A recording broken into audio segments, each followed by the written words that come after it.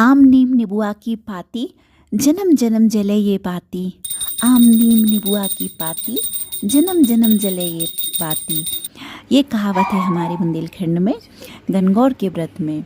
इसमें आम नीम निबुआ, आम नीम और निबुआ, इन तीनों पत्तियों की पूजा होती है। इन तीनों पत्तियों से हम सुहाग छिड़कते हैं अपने ऊपर। तो आम नीम निबुआ की पाती, जन्म जन्म जले ये बाती।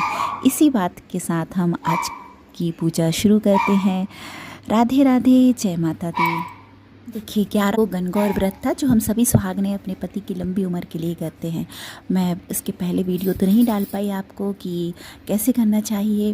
मैंने जब पूजा की उसके बाद वीडियो बनाया, तो मैं अभी आपके लिए पूजा का वीडियो लेकर आई हूँ। ज़रूर देखिएगा। यदि आप चैनल पर नए हैं तो चैनल को सब्सक्राइब और लाइक ज़रूर कीजिएगा। वीडियो पसंद आए या ना भी आए दोस्तों तो प्लीज़ लाइक कर दीजिएगा।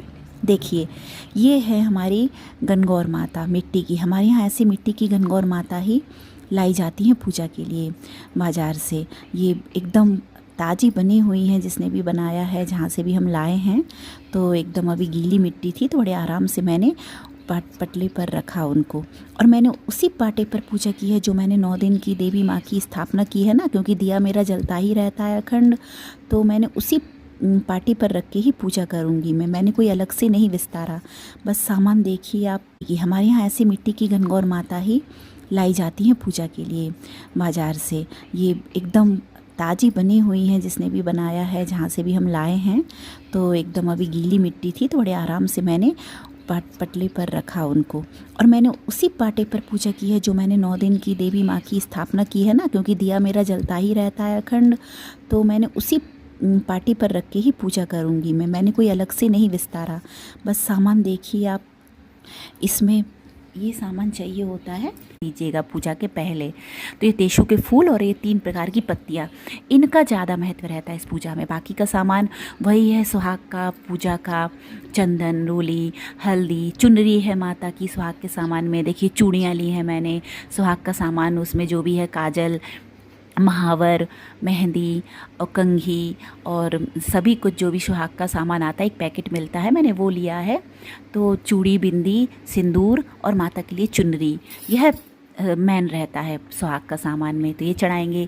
देखिए ये शुद्ध घी के दिया है माता की आरती के लिए, लंबी बाती का ही लगता है देवी जी को दिया हमेशा। ये कपूर की आरती करेंगे, जिसमें इसमें मैं रोज़ कपूर की आरती करती हूँ, इसलिए मेरा दिया इतना काला हो गया है। और देखिए मैंने उसी पट्टे पर पूजा विस्तारी है, जिस पट्टे पर मैं रोज़ नवरात्रि की पूजा करती हूँ। जो मैंने नवरात्रि की पूजा विस्तारी है ना 9 दिन तक, उसी पट्टे पर मैंने अलग से नहीं किया है। और शिव परिवार की पूजा देखिए, मेरे भोलेनाथ, माता तो गौरी गणेश और कार्तिकेय, भोलेनाथ, माता गौरी सभी हों जिस फोटो में। गणगौर का व्रत बिल्कुल वैसे ही होता है जैसे करवा चौथ तीजा पर हम करते हैं ना। हरिताली का तीजा पर पूरा 16 श्रृंगार करके हम तैयार होकर माता रानी की पूजा करते हैं, भोलेनाथ की। ऐसे ये गणगौर तीज भी है। यह भी हर जगह अलग अलग मनाया जाता है। राजस्थान में अलग परंपरा है, एमपी में अलग है, यूपी में अलग परंपरा है। तो हमारे एमपी में ऐसे ही किया जाता है इसकी पूजा। देखिए, और यह सुहाग का दिन है, सुहाग की पूजा है। अखंड सौभाग्य के लिए, अखंड सुहाग के लिए स्त्रियाँ करती हैं, और शंकर पार्वती की पूजा होती है इसमें। तो देखिए ये जो तेसू के फूल मैं बता रही थी ना कि उनका कलर आपको ऐसे लेना है, तो इनको मैं थोड़ी देर पहले पानी में, आपके पास कोई कांसे का बर्तन हो, पीतल का हो, नहीं हो तो स्टील का भी चलेगा, मेरे पास ये पीतल का है। तो इसमें थोड़ा सा पानी लेकर उसमें ये फूल हम डुबा देंगे थोड़ी देर के लिए। देखिए अभी देखिए आप, अभी से इनका कलर निकलने लगा, बहुत प्यारा कलर निकलता है इनका, एकदम ऑरेंजिस टाइप। और इस पानी में आपको थोड़ी सी हल्दी भी मिला देना है, थोड़े से चावल और थोड़ी सी आपको रोली भी मिला देना है, जो हम भगवान को सिंदूर अर्पित करते हैं ना, रोली, वह भी मिला देना है। यह सभी, जिससे शुद्ध हो जाएगा पानी। इसमें हम माता रानी का अक्स देखेंगे, आरती देखेंगे, उनकी परछाई देखेंगे और माता रानी को अर्पित करेंगे सुहाग के रूप में। और यही हम फिर माता रानी को अर्पित क्या हुआ, हम भी इसका सुहाग लेंगे। ये मैं पूजी इसी पूजा आगे चलिए पूजा शुरू करते हैं। देखिए सबसे पहले हम कलश को, जो हमारे गणेश जी स्वरूप हैं, उनको हम जल अर्पित करेंगे, चंदन, रोली, चावल, अक्षत और पुष्प अर्पित करेंगे। ठीक है, उसके बाद जो पटे पर गणेश जी हैं विराजमान हैं, उनको हम चंदन, रोली, अक्षत, पुष्प समर्पित करेंगे। और फिर हम गणगौर माता की पूजा करेंगे। तो सबसे पहले कलश की और गणेश जी की पूजा की जाती है। ठीक है, अब गणगौर माता की जब हम पूजा करेंगे तो उनको भी हम सबसे पहले जो बीच में भोलेनाथ बने हैं ना, जो गणगौर माता की मूर्ति ली है हमने, उसमें बीच में शंकर जी बने हैं। उन दोनों, एक माता गौरी है और एक उनकी शायद क्या पता ये कैसे बनाते हैं दोनों, एक उनकी सखी मानते हैं आप, जो भी है। हम तो माता रानी के भाव से ही पूजा करेंगे। ये दोनों के बीच में जो बैठे ना भोलेनाथ, उनको हम सबसे पहले चंदन अर्पित करेंगे, ठीक है। अष्टगंध चंदन और बेलपत्र चढ़ाएंगे, फूल चढ़ाएंगे और उनको हम पूजा करेंगे। और देखिए माता रानी को भी हम महावर चढ़ाएंगे। सबसे पहले मैंने एक छोटे से कप में महावर घोल लिया है और उसी महावर को फिर हम माता रानी का प्रसाद समझकर माता रानी को चढ़ाया हुआ हम भी लगाएंगे वही महावर। तो माता रानी को देखिए महावर लगाएंगे पैरों में घोल के, सुंदर लगता है, बड़ी सुंदर यह पूजा पाठ लगती है। देखिए महावर को मैंने, जो भी हमारी देवी माता की फ़ोटो विराजमान है ना, उन सभी को मैंने महावर चढ़ा दिया है, ठीक है। और माता, इनको गणगौर माता को भी महावर लगा दिया है, वही महावर हम भी लगाएंगे फिर। और फिर बस सभी की पूजा कर लेंगे। माता रानी को चंदन लगाएंगे, हल्दी लगाएंगे, रोली लगाएंगे और चुनरी अर्पित करेंगे, फूल अर्पित करेंगे। भोलेनाथ को भी सब फूल बेलपत्र सभी अर्पित करेंगे। देखिए मैं पूजा कर चुकी थी और मैं आपके लिए वीडियो बनाने के लिए फिर से बता रही हूँ ये कि ऐसे किया जाता है जी। देखिए बेलपत्र अर्पित किया, सभी हम सब पुष्प वगैरह सब अर्पित कर देंगे। तो देखिए कितनी प्यारी लगती है हमारी पूजा। लाल कलर, जो लाल कलर ही होता है ना, वही इतना सुंदर लगता है, बहुत सुंदर लगता है लाल कलर देखने में ही। सभी को पुष्प अर्पित कर देंगे, बेलपत्र अर्पित कर देंगे, माता रानी को चुनरी अर्पित कर देंगे और उसके बाद हम माता रानी को भोग लगा देंगे। तो जो हमने अठवाई बनाई है, हलवा बनाया है, वह माता रानी को रख देंगे। और देखिए मैं पटे पर हम जो पत्तियां लाए थे ना, सात पत्तियां ली थी हमने, आम, नीम और जामुन की, वह पत्तियां भी हम पटे पर रख देंगे, उनकी पूजा करेंगे, उनको भी जल चढ़ाएंगे, उनको भी चंदन लगाएंगे, हल्दी रोली अक्षत लगाएंगे और उनकी भी हम पूजा कर देंगे। फिर उन्हीं पत्तियों से हमें सुहाग लेना है। जो तेसु के फूल थे जिनका हमने कलर बनाने के लिए पानी में घोला था ना, वह भी माता रानी को, भोलेनाथ को अवश्य चढ़ाए जाते हैं। तो तेसु के फूल भी चढ़ा देंगे और माता रानी के लिए गुड़हल का फूल जरूर चढ़ाइएगा। देखिए मैंने चढ़ाया है जासुन का फूल, एक ही मिल जाए लेकिन ज़रूर चढ़ाइएगा।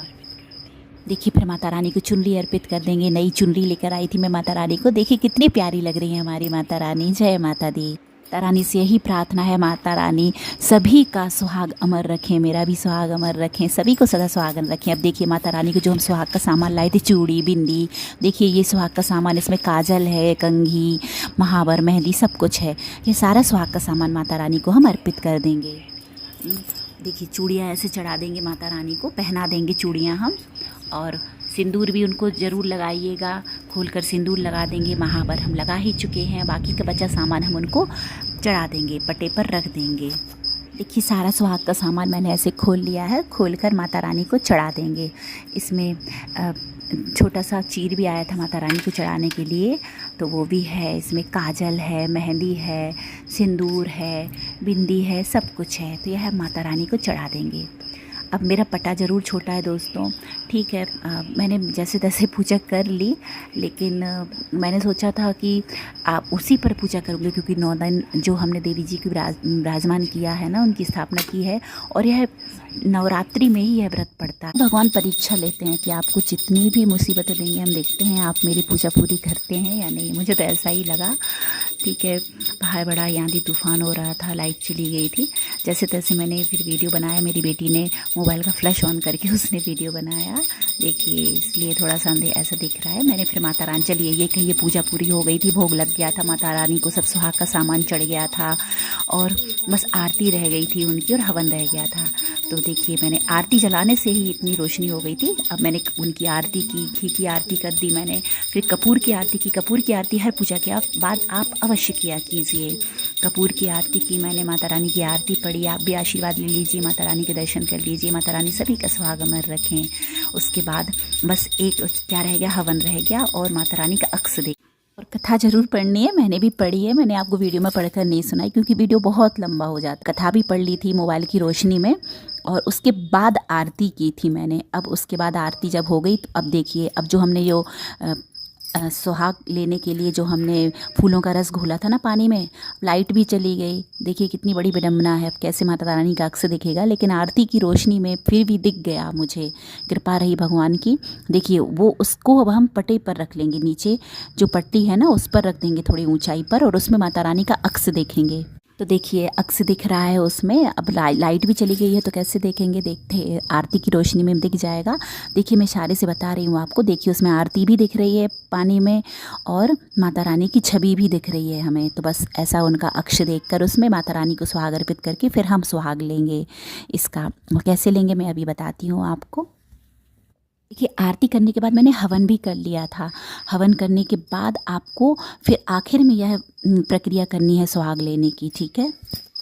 देखिए अब हम पत्तियां लेंगे, जो हमने पत्तियां रखी थी ना पट्टे पर पूजा की थी जिनकी, उनमें से एक एक पत्ती उठा लेंगे हम तीनों प्रकार की, और फिर उनसे सभी पत्तियों से नहीं लेंगे क्योंकि सभी पत्तियां हाथ में लेंगे तो बहुत ज़्यादा हो जाएंगी, पकड़ के नहीं बनेंगी अच्छे से, इसलिए सब तीनों की एक एक पत्ती ले लेंगे। और फिर उन फूलों को भी अच्छे से मसल लेंगे जिससे अच्छे से कलर निकल आए, और माता रानी के ऊपर 7 बार छिड़केंगे, गिनती के 7 बार। देखिए मैं छिड़क रही हूँ, ऐसे करना है। माता रानी को सुहाग देंगे 7 बार, और फिर वही जल हम अपने दोनों हाथों की चूड़ियों पर लेंगे। जो भी हमारा सुहाग का सामान रहता है ना, सुहाग की हमारी निशानी रहती है, उन पर हम छिड़कते हैं। तो हमारे दोनों हाथों की चूड़ियाँ हैं, एक हाथ पर हम 7 बार छिड़केंगे, देखिए ऐसे। फिर हम दूसरे हाथ की चूड़ी पर 7 बार छिड़केंगे।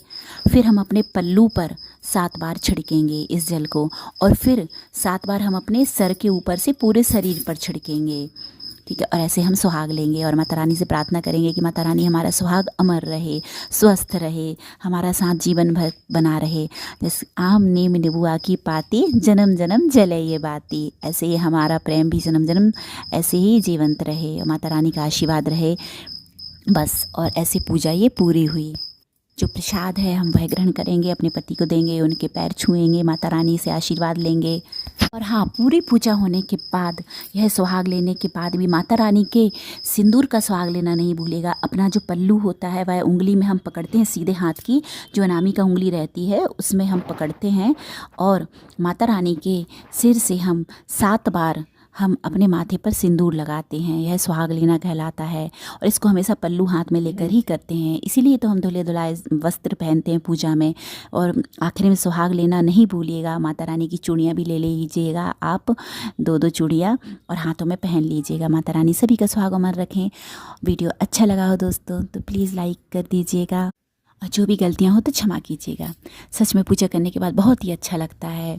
हम दिन भर व्रत रखते हैं, भूखे प्यासे रहकर तैयारी करते हैं पूजा की, और फिर पूजा करते हैं, पूजा अच्छे से हो जाए। बस लाइट चली गई थी तो थोड़ी सी दिक्कत हुई, लेकिन फिर भी मैंने पूजा पूरी कर ली। भगवान कहेंगे मैंने परीक्षा पास कर ली। तो भगवान कृपा दृष्टि बनाए रखें। और इस व्रत में हम लोग एक टाइम खाना खाते हैं, फिर शाम को पूजा करने के बाद तो उसमें बिना प्याज लहसुन का खाना बनाया जाता है, वह खाया जाता है। माता रानी से प्रार्थना कर लीजिए कि आपके घर परिवार पर कृपा दृष्टि बनाए रखें, सभी पर कृपा दृष्टि बनाए रखें, और जो भी ये वीडियो देख रहे हैं उन सबकी मनोकामनाएं पूरी करें। माता रानी सभी का सुहाग अमर रखें, मेरा सुहाग भी अमर रखें माता रानी, और बस मेरे घर परिवार पर कृपा दृष्टि बनाए रखें। जय माता दी, हर हर महादेव।